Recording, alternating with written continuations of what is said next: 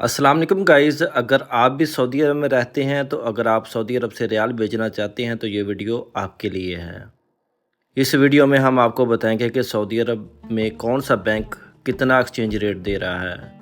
अगर आप पाकिस्तान रियाल बेचते हैं तो टॉप 1 पे हम किस बैंक को रखेंगे और बाकी इस बैंक में हम 6 बैंकों का तज़किरा करेंगे। टॉप 1 पे हम जिस बैंक को रखेंगे इस वीडियो में हम आपको बताएंगे और बाकी बैंकों के एक्सचेंज रेट के बारे में आपको मालूमात दी जाएगी।